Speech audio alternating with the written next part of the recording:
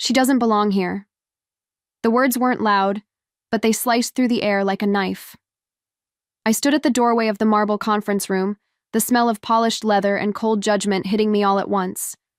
My parents were already seated, elegant, sharp, and empty inside. My sister, draped in designer silk, glanced up from her phone and locked eyes with me. A smirk twitched across her face. She leaned over to my mother and whispered something.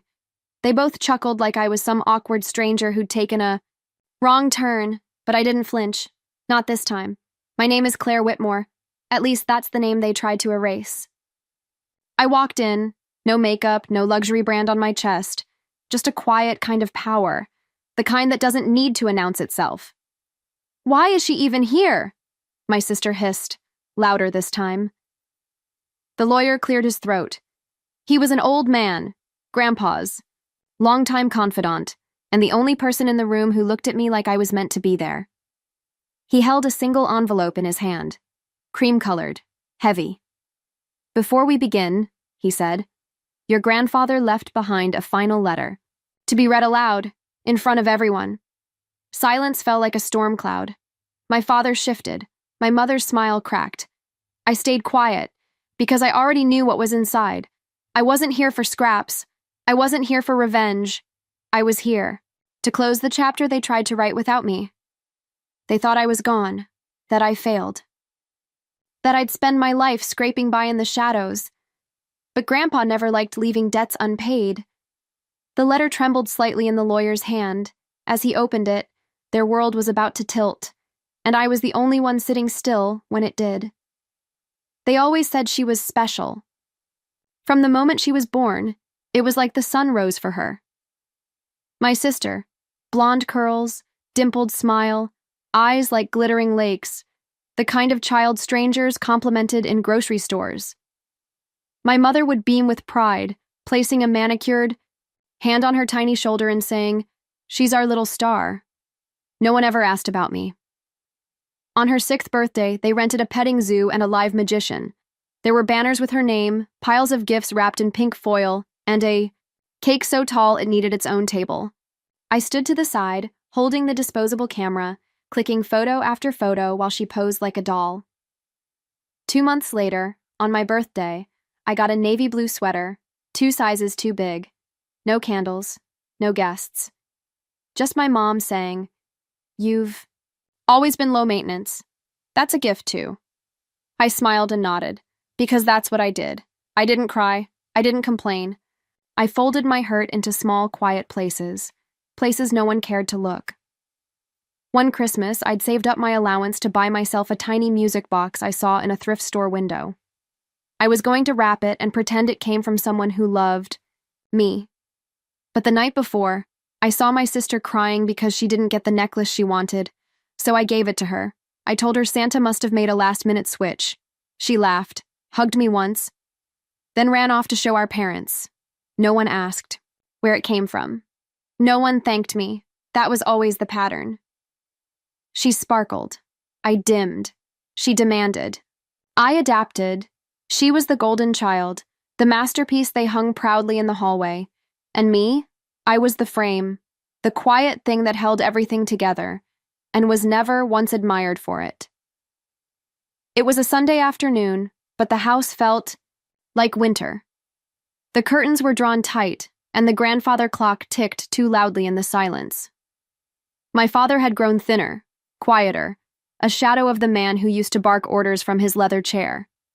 Cancer, they said. The kind that doesn't wait for goodbyes. We were all gathered in the living room.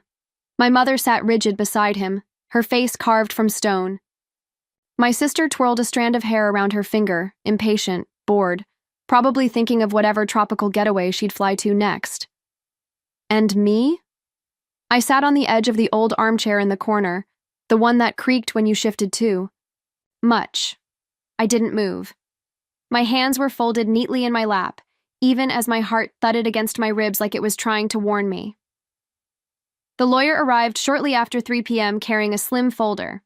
Everyone straightened except my father, who didn't even lift his eyes. The lawyer cleared his throat. "This won't take long." He began to read the will. estate divisions, trust allocations, investment instructions. Then he said it, casually, like it was just a footnote. To my younger daughter, I leave $20 million to be dispersed immediately upon my passing. My sister smiled. Not surprised, just satisfied. Waited for the next line. I waited for my name. It didn't come. Instead, there was a pause, a long one. Then my mother said, without looking at me, "We just assumed you'd figure it out. You always do." That was it. No apology, no explanation. Not even the courtesy of pretending they cared. My throat burned, but I didn't cry. I nodded once, the kind of nod that hurts more than shouting ever could, and stood up. No one stopped me. No one even called my name. As I walked toward the front door, I passed a photo on the hallway table. My father, holding my sister, as a baby, smiling like she was the only thing he'd ever done right. I looked at it for exactly 1 second. Then I opened the door, stepped out into the cold, and closed it behind me, softer than they deserved. That was the day they cut me out, but it was also the day I started writing a new story. One they wouldn't see coming. The days blurred. When you don't have a place to be, the clock stops, meaning anything. Morning, afternoon, night, all just different shades of the same silence. I lived out of a friend's spare room for a while, then someone's couch, then nowhere at all. Dinner became whatever I could microwave in under 3 minutes. Ramen, stale crackers, a half-eaten sandwich from someone else's meeting tray. I told myself it was temporary. I lied to myself a lot back then. Rejection. Emails piled up faster than I could delete them. "We regret to inform you." Every time I read those words, it was like someone was confirming what my parents had already said. I wasn't good enough. I didn't sleep much. Some nights I'd lie on my back staring at the ceiling, wondering if maybe I really was the problem. Maybe I was invisible. Maybe I was built to survive, not succeed. Meanwhile, my phone kept lighting up with reminders of what I didn't have. My sister, laughing on a yacht in Santorini. My parents, clinking champagne glasses in Maui. Caption, "Grateful for family." The cruel part wasn't just that they had moved on, it was how easily they had erased me. I remember one night, I was cold, desperate, pride long gone. When I knocked on my parents' door, my mother opened it just a crack. She didn't invite me in. I asked, softly, "Can I stay for a few nights, just until I find something steady?" She looked behind her, like someone might hear. Then she said, "Your sister's sleeping. We can't have disruptions. I'm sorry." And she closed the door. No goodbye, no hug, just a lock sliding into place. I stood there on the front step until my legs gave out, and then I walked away. Not because I had somewhere to go, but because I couldn't bear to stay. Later that night, I sat alone in a dim motel room with a single light bulb flickering above me. I pulled out an old photo from my wallet. One I hadn't looked at in years. It was me and Grandpa, sitting on a bench in the park. I couldn't have been more than 10. He had his arm around me. And he was smiling, like I was the only thing in the world that mattered. That's when the thought hit me. Maybe I wasn't worthless. Maybe I was just waiting for the right person to remember who I was. It started with a letter. Plain envelope. No return address. Just my name in slanted handwriting I hadn't seen in years. Inside was a note, no longer than a grocery list. Meet me at the garden bench. Sunday, 3 p.m. G. That bench. The one behind the retirement home, tucked between 2 overgrown rose bushes. We used to sit there for hours when I was little, sharing stories, sunflower seeds, and silence. I hadn't heard from Grandpa since before the inheritance bomb dropped. I thought maybe he'd forgotten me too, or worse, chosen to stay silent. But when I arrived that Sunday, he was already there. In a dark wool coat, cane by his side, hat pulled low like he was trying to disappear into the wind. He didn't smile right away. Just looked at me, long and hard, like he was checking to see if I'd broken. "Sit," he said. So I did. For a minute, we didn't speak. just listened to the rustle of dry leaves and the faint hum of traffic far away. Then he sighed. They think I didn't notice, but I did. I swallowed hard. My throat burned like I hadn't used my voice in weeks. They gave her the show, the spotlight. But you showed up when no one was watching. He reached into his coat pocket and pulled out a folder. Thick, heavier than it looked. Bank documents, deeds, business shares. A trust fund in my name? Untouched. My fingers trembled as I flipped through them. This isn't charity, he said quietly. It's what you earned, and what they were too blind to see. Tears hit my cheeks before I could stop them. I hadn't cried like that, not since the night they locked the door on me. He placed a hand over mine. Don't let their noise drown your purpose. Build, grow, and when the time is right, come back. I nodded. Not because I had a plan, but because for the first time in years, I had something to fight for, and it wasn't revenge, it was legacy. Mine. My first apartment didn't have much. Just a twin mattress on the floor, a chipped desk, and a window that barely closed. But it was mine. No one could take it from me. No one could tell me I didn't belong there. Every morning, I woke up before the sun and opened my laptop.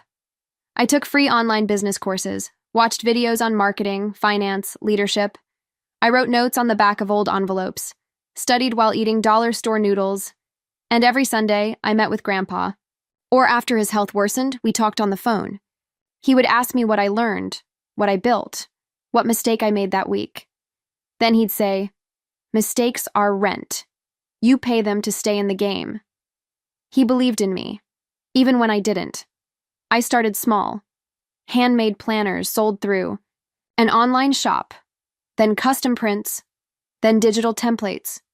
People liked them. Word spread. I reinvested every dollar. While I worked, my sister celebrated. Her social media overflowed with luxury. One day she was in Paris with champagne, the next in Bali with a new boyfriend. Designer shoes, designer dogs, designer debt. She had millions. And yet, not $1 went to anything that grew. Me, I had nothing. But I planted everything. Within 2 years, I had a 6-figure business, then a team, then offices. Quietly, without the world watching, I became someone new. Someone solid. I didn't chase headlines. I chased legacy. I never posted photos. I didn't need a like count to feel real. I had Grandpa's voice in my head. Grow quietly, let them be loud while they fall. So I built and waited. Because, deep down, I knew the world would hear from me again, just not the way they expected. The conference room hadn't changed. Same glass walls, same marble floors, same smug faces seated across the table. My mother gave me a passing glance, polite but empty, like I was a stranger on a bus. My father didn't even look up from his phone. And my sister, she laughed under her breath when I sat down. She actually showed up, she whispered to her fiancé, loud enough for me to hear. This should be fun. The lawyer cleared his throat.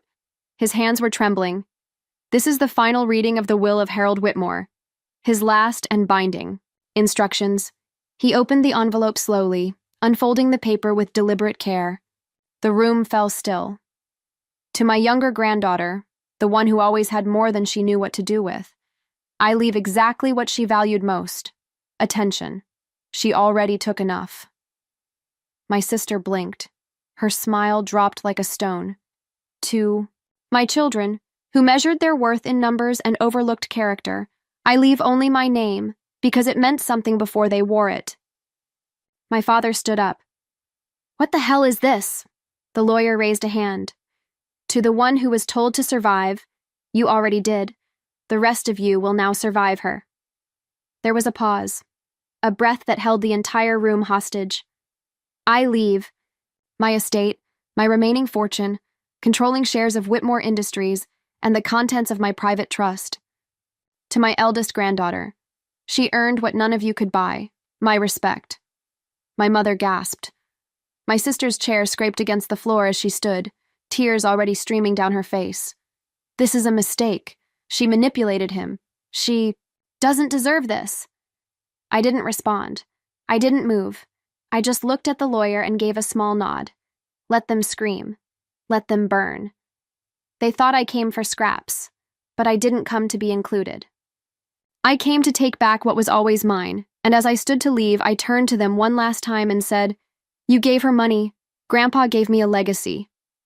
I thought it was over, but people like my sister don't lose quietly.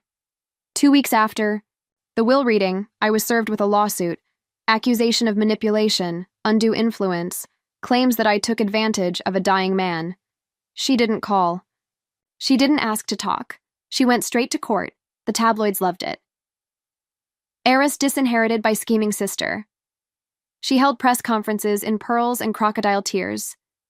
He was vulnerable. She got inside his head. That money was meant for me. And for a while, it almost worked. Courtroom packed, cameras flashing, the gallery whispering behind their hands. My parents sat behind her, stone-faced, as if their silence could erase their guilt. Then came the confrontation.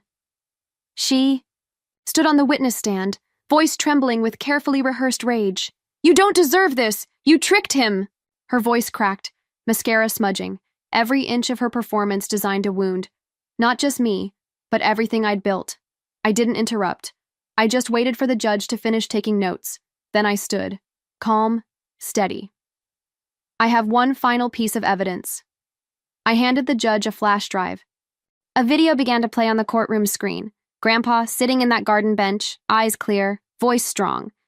If she challenges this, it proves what I feared, that she never earned anything. She only knew how to take. And if you're watching this, she's still doing it. The silence that followed was louder than any scream. The judge ruled in my favor within minutes. Outside the courthouse, reporters swarmed as my sister sobbed into her lawyer's coat, her perfect world unraveling in front of every camera. I walked past her slowly. Didn't gloat, didn't stop, but I did whisper. "Your money was a gift. Mine was a test. And I passed." I never moved into the mansion, not because I didn't deserve it, but because I didn't need to prove that anymore. Instead, I renovated it, room by room, not into a palace, but into a purpose. The West Wing became a scholarship center, named after Grandpa, the Whitmore Initiative. Every plaque on the wall was a name like mine, overlooked, underestimated, told to survive. And in the front office, I hired the same employees my parents once laid off when they restructured the family image. They showed up early, stayed late. They remembered how it felt to be tossed aside. So did I. I didn't hear from my sister again. Not directly. But one evening, I drove past a crumbling mansion at the edge of town. Her name still etched on the gate, though the windows were dark and the lawn overgrown. She had everything, and she lost it the way she lived, loudly, carelessly, all at once. I didn't stop the car, didn't roll down the window, didn't look back. I just kept driving, because I'd already arrived. They gave her everything to shine. But in the end, I lit my own fire.